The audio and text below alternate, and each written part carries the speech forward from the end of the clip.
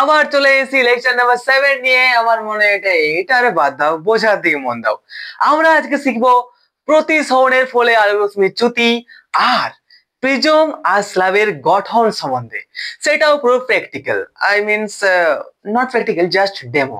ওকে, তো টপিক শুরু করার আগে আমাদের জানা উচিত যে চ্যুতি মানে এখানে কি বলতে চাইছে। ওকে, দেখো চ্যুতি কোনটা। এখানে বলছে আলোকরশ্মির চ্যুতি মানে যখন একটা আলোক রশ্মি একটি মাধ্যম থেকে, আবার বলিস না যে মাধ্যম কি জিনিস, যেটা আমরা আগের লেকচারে পুরো ডিটেলস আলোচনা করেছি ভাই। ওকে, যেমন বায়ু একটা মাধ্যম, কাঁচ একটা মাধ্যম, ঠিক আছে। ডিফারেন্ট ডিফারেন্ট ঘনত্ব, ডিফারেন্ট ডিফারেন্ট মাধ্যম। ওকে, যেখানে বায়ু নেই, কিছুই নেই, সেটা বলে শূন্য মাধ্যম। ওকে, ওইটা একটা মাধ্যম, বায়ু একটা মাধ্যম। আরে চলে আসে এদিকে। একটা অন্য মাধ্যম থেকে, এইটা আমার একটা আলোক রশ্মি।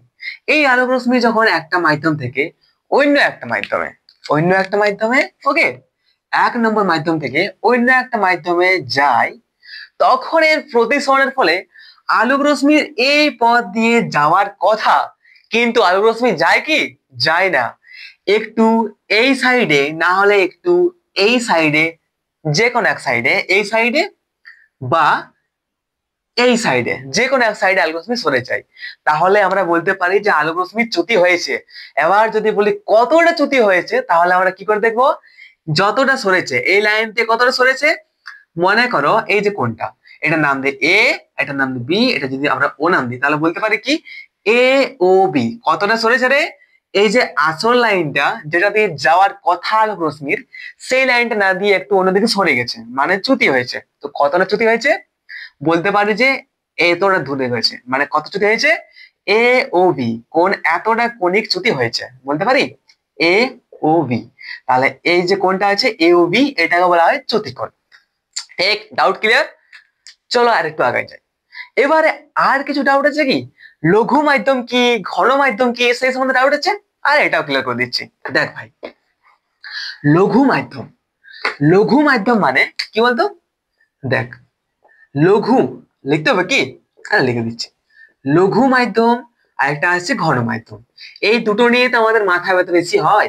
ঘন মাধ্যম দেখ, লঘু মাধ্যম মানে হচ্ছে ঘনত্ব এর বেশি না, লঘু মাধ্যম মানে হচ্ছে ঘনত্ব অনেক কম। আর ঘন মাধ্যম মানে এখানে দেখাচ্ছে ঘন, ঘন মাধ্যম মানে এর ঘনত্ব অনেক বেশি। ঠিক আছে, এবার লঘু মাধ্যম কোনটা? দেখ ভাই, ঘনত্ব মানে যদি না বুঝতে পারলিস তো আমার একটু দেখার চেষ্টা কর। লঘু মাধ্যম মানে যেখানে ঘনত্ব অনেক কম, মানে অনেক পুরু নাই, অনেক পাতলা হয়। যেমন এখানে বায়ু আছে, বায়ুটা অনেক পাতলা, অনেক পাতলা, আমরা দৌড়তে পারি কিছু না, একটু বল বল একটু ফিলও করতে পারছি না যে এতটাই পাতলা বায়ুটা। তাহলে বায়ু হয়ে গেল কি, এখানে যত বায়ু আছে সব বায়ু হচ্ছে একটা লঘু মাধ্যম, অনেক হালকা মাধ্যম। ঠিক আছে, বুঝতে পেরেছো? কারণ এর মধ্যে ঘনত্ব অনেক পাতলা, কই বুঝতে পারছি না এত পাতলা আছে। ঠিক আছে, এটা হচ্ছে লঘু মাধ্যম। আরেকটা হচ্ছে ঘন মাধ্যম, যেমন যার পুরুটা অনেক বেশি, যেমন কাঁচ আছে, কাঁচের অনেক পুরুটা বেশি। যদি জলে ঢুকি তো জলে আমরা হাঁটতে পারি না এতটা পুরু জলটা। ঠিক আছে, তাহলে জলটা হয়ে গেল কি? জলটা হয়ে গেল, হ্যাঁ, ঘন মাধ্যম। তাহলে লঘু মাধ্যম হচ্ছে আমাদের বায়ু, আর ঘন মাধ্যম হচ্ছে কি কি কি? ঘন মাধ্যম হচ্ছে জল, কাঁচ, এইসব জিনিস। ঠিক আছে, আর আরো যদি জানতে যাও আরো ঘন মাধ্যম, তাহলে লোহা। ওকে, তো ওইসব যাবো না, কারণ আমাদের প্রতিসরণটা হয় কোথায় বলতো? জলে হয়, যেখানে স্বচ্ছ আছে, একদম সমসত্ব আর স্বচ্ছ তল হয়, সেইখানে প্রতিসরণ হয়। আর শুধু জলটাই একদম স্বচ্ছ আছে, পরিষ্কার স্বচ্ছ। ওকে, আর সব দিকে ঘনত্ব সমান। আর কাঁচটা আছে স্বচ্ছ পরিষ্কার, তার জন্য এখানে প্রতিসরণ হয়। তার জন্য এখানে যদি বলা হয় যে লঘু মাধ্যম কোনগুলা, তাহলে বলবো এখানে বায়ু, শূন্য মাধ্যম। ঠিক আছে, বায়ুটা যেখানে বায়ু আছে সেটা, মানে এখানে হচ্ছে এটা লঘু মাধ্যম। আর যেখানে যদি বলা হয় ঘন মাধ্যম কোনটা, তাহলে আমরা বলবো যেমন জল, কাঁচ, এইসব মাধ্যম। Doubt clear? Okay, doubt clear তো? চলো একটু আগে যাই। এবার চলে আসছি, যখন আমরা আগের দিনে স্নেলের সূত্র পড়েছি, স্নেলের সূত্র বলেছিল যে কি কি বলেছিল, sine I by sine R is equal to প্রতিসরাঙ্ক, এইসব জিনিস শিখেছিলাম। ঠিক আছে, তো আমরা ওই স্নেলের সূত্র অনুযায়ী দেখবো। ঠিক আছে, দেখ কি করে। আমি কি বেশি ঠিক আছে ঠিক আছে বলে কি? আমার মনে হয় তোরা বুঝতে না পারছিস, তার জন্য বেশি ঠিক বলি। ঠিক আছে, আবার বললাম ঠিক আছে।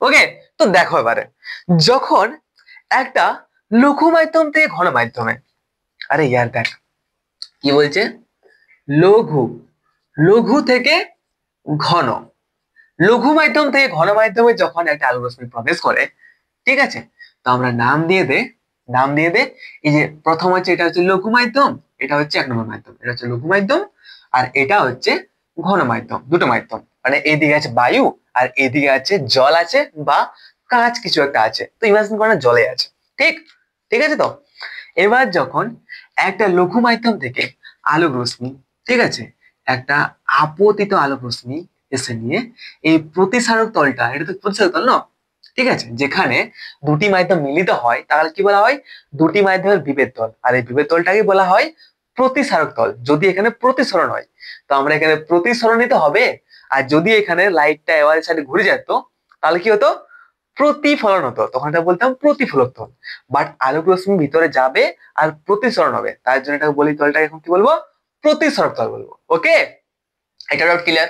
ভাই আর কেমন করে বুঝাবো, আর কেমন করে বুঝাবো, তোরা তো শেয়ারও করছিস না, যাতে শেয়ার কর, আরো 2-4 জন দেখবে, তো আমার বেশি ইন্টারেস্ট লাগবে, যে বেশি লোক শেখার চেষ্টা করছে, তোরা বেশি লোক অনেক বেশি আছিস, তোরা অনেক বোঝার চেষ্টা করছিস, তাহলে আমি আরো ইন্টারেস্টিং ভাবে বোঝার চেষ্টা করবো। ওকে, তাহলে বুঝতে পারলে এটা, যে আলোক রশ্মি এসে নিয়ে প্রচার তলে পড়ছে, তো এইবার যখন একটা আপতিত আলোক রশ্মি এসে নিয়ে একটা প্রতিসারক তলে পড়ে, মানে প্রথম মাধ্যম থেকে দ্বিতীয় মাধ্যমে যখন যায়, তখন আলোক রশ্মির এই পথ, এইটা দিয়ে, এটা যে সোজা এইটা দিয়ে যাওয়ার কথা, কিন্তু কিন্তু এই সাইড দিয়ে না গিয়ে আলোক রশ্মি যদি একটা লম্ব টানা হয় সোজা, এই মাইটার একটা লম্ব, আরে লেখা যাচ্ছে না কেন রে, যদি একটা সোজা একটা লম্ব টানা হয়, ঠিক আছে, এটা প্রতিসারক বিন্দু, ওকে, লম্ব টানা একটা, যার নাম দিয়ে দে, কোনো একটা নাম দে, এ দিয়ে নাম, আর এ নাম দিয়ে দে বি, আর এ নাম দিয়ে দে ও, যদি একটা এই ও বিন্দু আছে না,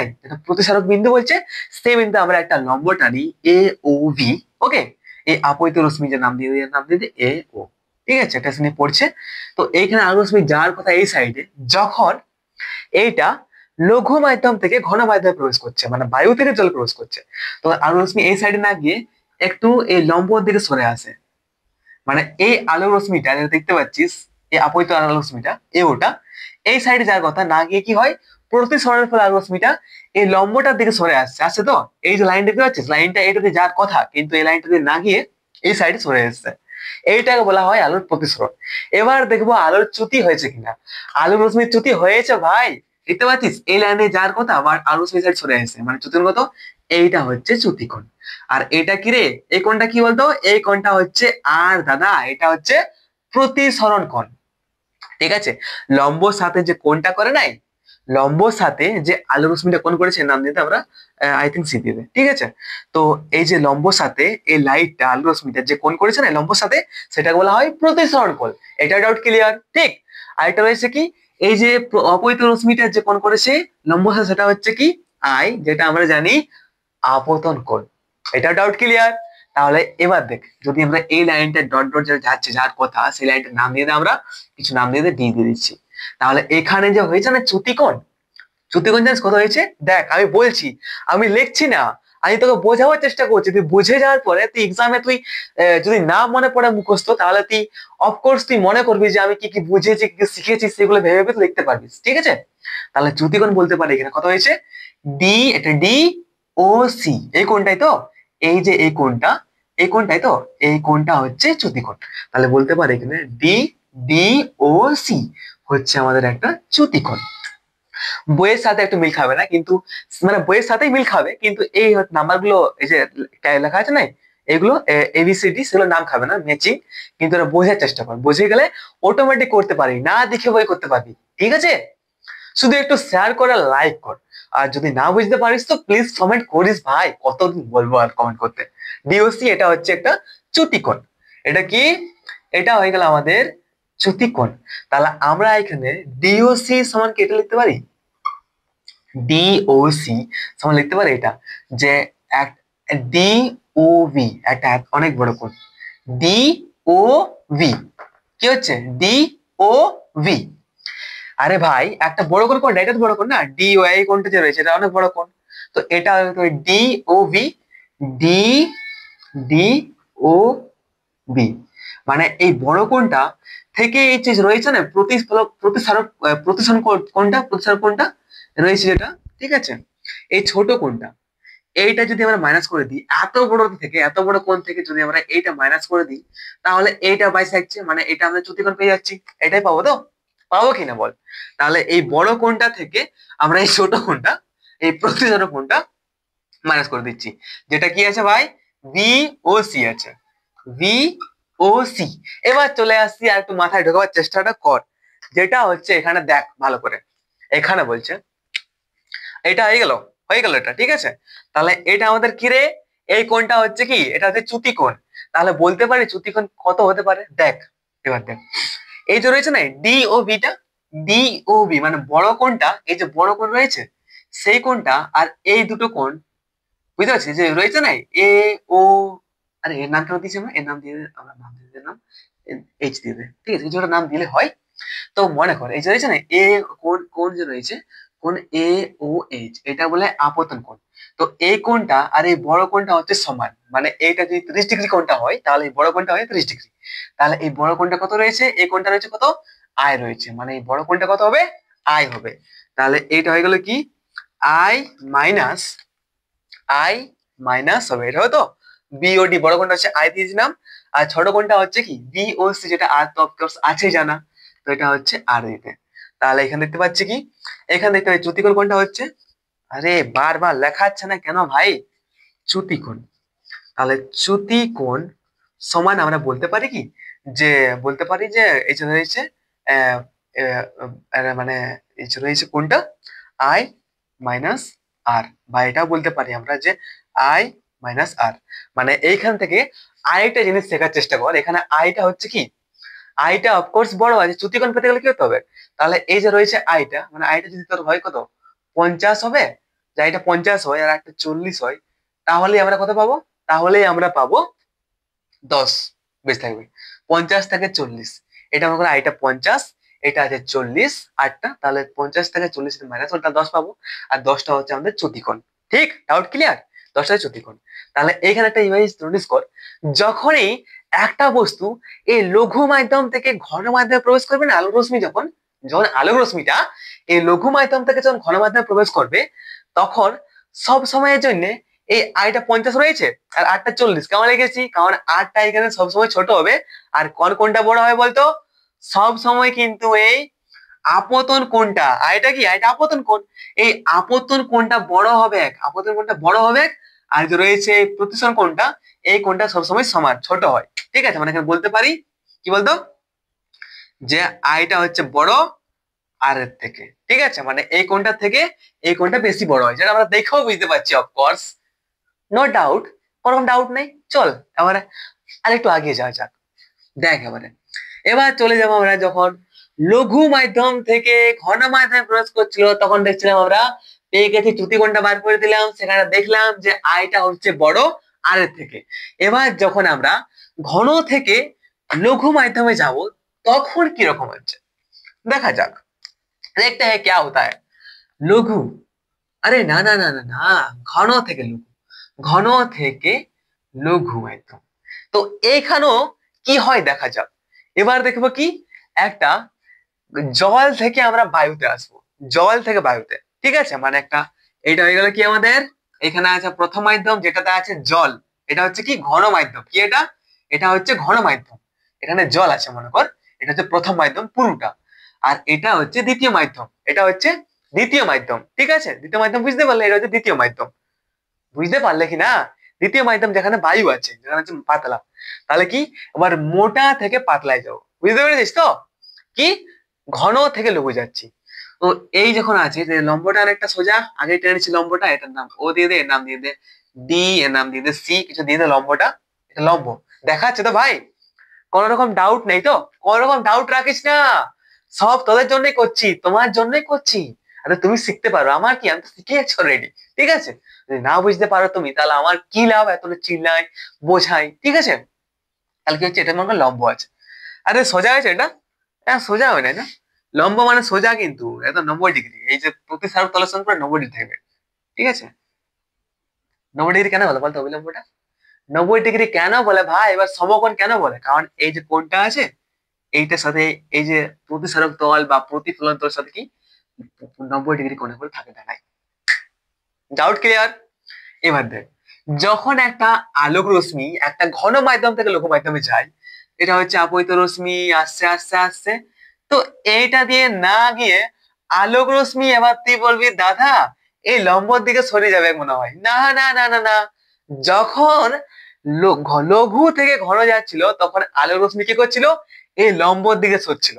এবার কি হচ্ছে, এখানে ঘন থেকে লঘু যাচ্ছে তখন আলোক রশ্মিটা এই দিকে না গিয়ে এদিকেও না যাবে না লাইনে যাবে, সোজা এই লম্ব থেকে দূরে সরে যাবে। বুঝতে পারছিস? এইটাকে দূরে সরে গেল, এটা গেল প্রতিসৃত রশ্মি। প্রতিসৃত রশ্মি এর নাম দিয়ে বি, এর নাম দিয়ে ও, এর শেষে এ ও, আর এর নাম দিয়ে বি।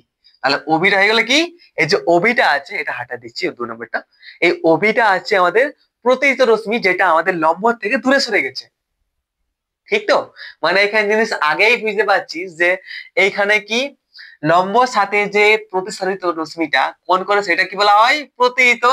প্রতিসৃত কোণ। মানে দেখ, এটা হচ্ছে আপতিত কোণ আর এটা হচ্ছে প্রতিসৃত কোণ। তাহলে এখানে আমরা আগেই দেখতে পাচ্ছি যে আপতন কোণটা থেকে প্রতিসৃত কোণটা অনেক বড়। দেখে বড় আপতিত রশ্মিটা, আপতন কোণটা হচ্ছে এতটুকু, আর প্রতিসৃত কোণটা কত? প্রতিসৃত কোণটা হচ্ছে এত বড়, অনেক বড়। ঠিক? ঠিক তো? আরে ঠিক তো ভাই, একটা কমেন্ট কর না ভাই, কেমন লাগলো, বুঝতে পারলিস কিনা? আমার ডাউট থাকে তোরা বুঝতে পারছিস কিনা। ঠিক আছে, যদি কোথাও না বুঝতে পারিস তো সেটাও কমেন্ট কর। চল ঘুরে আসি। তাহলে এবার চলে আসছি কি, এটা হচ্ছে ওবিটা হচ্ছে কি, ওবিটা হচ্ছে প্রতিসৃত রশ্মি। তাহলে এখানে চ্যুতিকোণ কত হয়েছে ভাই? চ্যুতিকোণ কত হয়েছে বল? চ্যুতিকোণটা এখানে কত হয়েছে, কতটা সরে গেছে? এই লাইন থেকে অফকোর্স এটা এত দূরে সরে গেছে। সরে গেছে কি না? সরে গেছে কি না তোরা বল। চ্যুতিকোণটা ভেবে নিয়ে লিখ, এটাই তোদের ওয়ার্ক দিচ্ছি আমার জন্য করে এটা, যে চ্যুতিকোণটা কতটা কতটা কতটা হবে। ঠিক আছে, মানে কোনটা, এই কোণটা হবে চ্যুতিকোণ নাকি এই কোণটা চ্যুতিকোণ হবে? এর নাম দিয়ে দে আমরা, এর নাম দিতে জিতে দিচ্ছি। আরে হ্যাঁ জিতে দিচ্ছি না, ঠিক আছে। তাহলে এটা সি, জি, বি, ও, ডি, ও, এ। ঠিক আছে, এবার বল যে চ্যুতিকোণ কোনটা হবে। ওকে, এটা তোদের উপর কাজ দিচ্ছি। তাড়াতাড়ি বল, তাড়াতাড়ি বলিয়ে, তাড়াতাড়ি কে, তাড়াতাড়ি কে, তাড়াতাড়ি বলো। বলতে পারছো কি না? বলতে পারছো কি না? আরে ভাই, আমরা দেখেছি আলোক রশ্মিটা এই লম্ব থেকে যে সাইডে সরে যায়, তো এই লম্ব থেকে কোন সাইড আলোক রশ্মি সরেছে? এই সাইড, এই লম্ব, এটা হচ্ছে লম্ব, এটা কি এই সাইডে যাওয়ার কথা, কিন্তু এই সাইড থেকে কোন সাইডে সরেছে আলোক রশ্মিটা? এই সাইডে সরে গেছে, মানে এই যে কোণটা আছে এই কোণটা, এই কোণটাই হচ্ছে চ্যুতিকোণ। গাদ্দারি করছে আমার এই প্যান্ট গুলাতে। ঠিক, এটা হচ্ছে চ্যুতিকোণ। আর এই যে বড় এত বড় পুরোটা রয়েছে কি, আরে ইয়ার এটা তো হবে, আর পুরোটা পুরো যে রয়েছে না পুরোটা, শুধু এটা নয় এই পুরোটা হয়েছে কত? প্রতিসরিত প্রতিসৃত কোণ। আরে আমার স্পেলিং ভুল হয়েছে, ঠিক আছে। তো চলো দেখতে हैं আমরা। এবার দেখছি এইখানে চ্যুতিকোণ কত দাদা, এখানে চ্যুতিকোণ হয়েছে আমাদের কিতনা হুয়া চ্যুতিকোণ, চ্যুতিকোণটা এখানে হয়েছে জি ও ভি। কোণ জি ও ভি, বল কি করে আসছে? জি ও ভি, এই কোণটা হচ্ছে চ্যুতিকোণ, কারণ এই সোজা লাইনে না গিয়ে একটু বেঁকে গেছে এই সাইডে। তাহলে এটা হচ্ছে চ্যুতিকোণ। কত চ্যুতি হয়েছে? চ্যুতি হয়েছে জি ও ভি, এটা হচ্ছে চ্যুতিকোণ। এবার আমরা এখানে লিখতে পারি কি, চ্যুতিকোণ G O V is equal to, of course আমরা লিখতে পারি বড় কোণটা লিখ রে, বি ও সি। কোণ বি ও সি, বড় কোণটা করে দিলাম, আর তারপরে একটা কি, এই বড় কোণ থেকে আমরা এই ছোট কোণটা যেটা আছে সেই কোণটা মাইনাস করে দিচ্ছি। এই ছোট কোণটা কত আছে? সি ও জি, হ্যাঁ মাইনাস কোণ সি, আরে সি ও জি, সি ও জি। বোঝ খালি, আমি উল্টা পাল্টা লিখতে পারি কিন্তু তোমরা বোঝার চেষ্টা করো, যদি বুঝে যাও তাহলে অটোমেটিক নিজে লিখতে পারবে তো। আরে বলো ইয়ার, তাহলে কি সি ও জি হচ্ছে এই কোণটা। তো এইখানে বল বড় কোণটা কত আছে? বি, বি ও সি, দেখো বড় কোণটা হচ্ছে কত? আর হচ্ছে ভাই, আরটা কি প্রতিষ্ঠিত কোণ, আর কি মাইনাস সি ও জি। তো এই যে কোণটা আর এই কোণটা সমান আছে কি, দেখো তো ভালো করে, এই কোণটা আর এই কোণটা কি সমান আছে, যেটা আমরা আগেরবারে দেখেছিলাম? হ্যাঁ দাদা আছে, মানে এটা আয় আয়, তো অফকোর্স এটাও আয় বলতে পারি, তো তাহলে এটা গেল আয়। তাহলে এখানে কি দেখতে পাচ্ছি, চ্যুতিকোণ কিতনা হুয়া রে ভাই, চ্যুতিকোণ হচ্ছে আর মাইনাস আয়, মানে এখানে দেখতে পাচ্ছি কি বলতো, এখানে আটটা বড় আয়ের থেকে, বুঝতে পারছি, আটটা আগেটা আছে মানে কি এখানে আটটা বড় আগের থেকে, মানে যখন একটা আলোক রশ্মি ঘন মাধ্যম থেকে লঘু মাধ্যমে যায় তখন এর কি হয়, তখন এর প্রতিসরণ কোণটা বেশি বড় হয় আর ছোট হয় আপতিত কোণটা। আর যখন আলোক রশ্মি লঘু মাধ্যম থেকে ঘন মাধ্যমে যায় তখন কি হয়, তখন যেটা হয় সেটা হচ্ছে আপতন কোণটা বড় হয় আর কি হয়, প্রতিসরণ কোণটা ছোট হয়। তাহলে এসব সম্বন্ধে ডাউট ক্লিয়ার আছে? একদম ডাউট ক্লিয়ার, ঠিক আছে, ডাউট ক্লিয়ার তো? আরে ভাই প্রিজমের গঠন সম্বন্ধে আলোচনা করবো কিনা? হ্যাঁ করে দি, ঠিক আছে, আর বেশি বড় ভিডিও বানায় লাভ নাই, চল এখন তো বুঝতে পারছিস। এবার দেখছি প্রিজমের গঠন সম্বন্ধে। তো প্রিজমের গঠন সম্বন্ধে বেশি কিছু দেখার নাই, একদম ছোট্ট মাটো আছে, যেটা আমরা পরের দিনে আমরা প্রিজম সম্বন্ধে আলোচনা কোথায় কিভাবে পারছি সেটা দেখবো, কারণ এটা এক্সামের জন্য অনেক ইম্পর্টেন্ট। আর অনেক ইম্পর্টেন্ট এটাও, কারণ প্রিজমের গঠন সম্বন্ধে পরীক্ষায় আসে যে প্রিজমের গঠনটা কিরকম হয়। তো দেখি আর প্রিজমের গঠন, প্রিজম প্রিজম প্রিজম আরে হ্যাঁ ঠিক লিখেছিস কি, হ্যাঁ মনে করতে প্রিজম লিখেছি, প্রিজম ও কাঁচের, প্রিজম ও কাঁচের স্ল্যাব, প্রিজম ও কাঁচের স্ল্যাব, ওকে, এর গঠন সম্বন্ধে। তো আমরা একটা কাগজ নিয়ে এসেছি, এই যে দেখতে পাচ্ছিস, এই দেখতে পাচ্ছিস কেমন দেখতে আছে বলতো, তিন কুন্ডা আছে কি এটা, যেমন দেখতে পাচ্ছিস, দেখ সব দিকে তাকা, সব দিকে তাকা, 1 নম্বর 2 নম্বর 3 নম্বর, সব দিকে তাকায় দেখ, সব দিকে তাকায় দেখ, এইটাই হচ্ছে প্রিজম। যেমন প্রিজমের অ্যাকচুয়ালি গঠনটা কিরকম হয় বলতো, এইরকম হয় গঠনটা, ঠিক আছে, সব দিকে তাকা, এই দেখতে পাচ্ছিস এরকম গঠনটা হয়।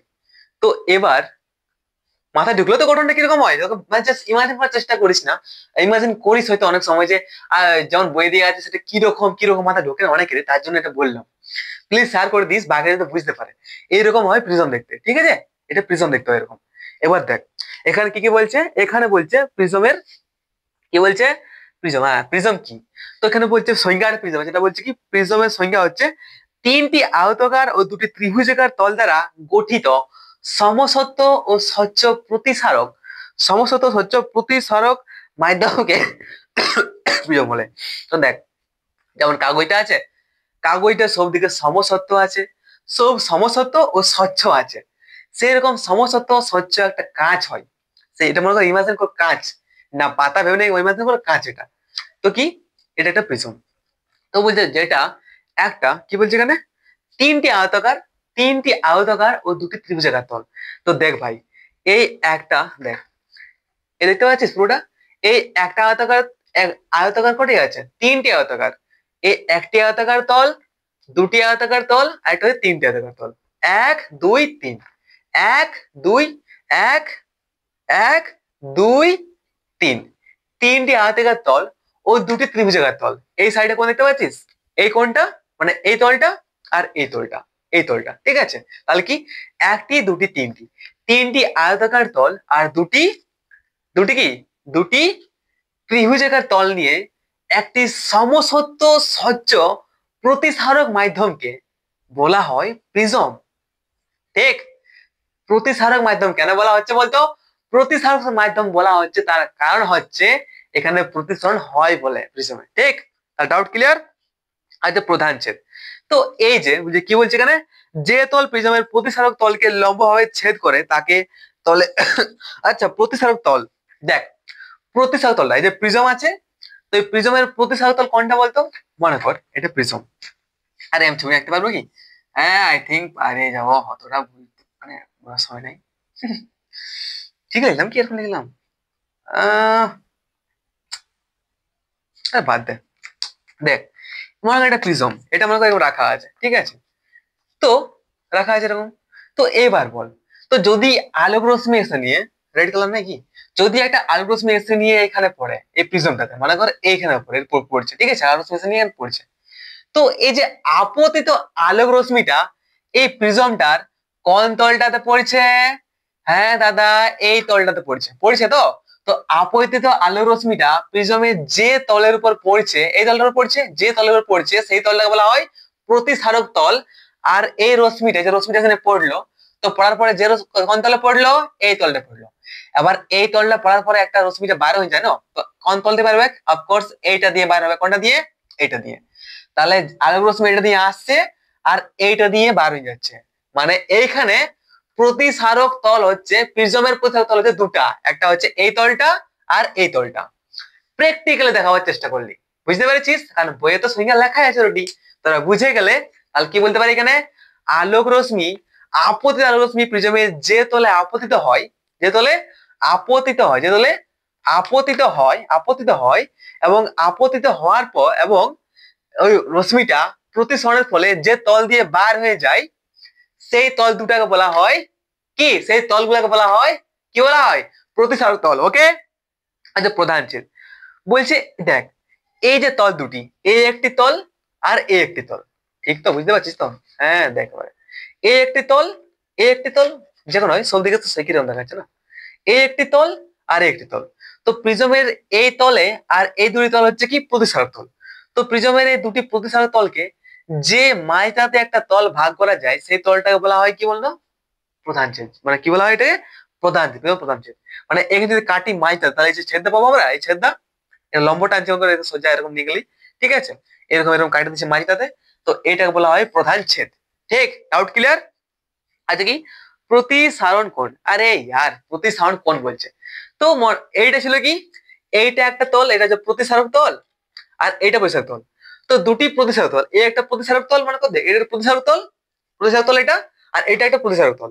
তো দুটি প্রতিসারক তলের মধ্যে যে কোণটা আছে, এই কোণটা দেখতে পাচ্ছিস? এই কোণটা, এই কোণটা হচ্ছে কি কোণ? এই কোণটা হচ্ছে আমাদের প্রিজমের প্রতিসারক, হ্যাঁ কি বলা হয়? প্রতিসারক কোণ বলা হয়, ঠিক আছে?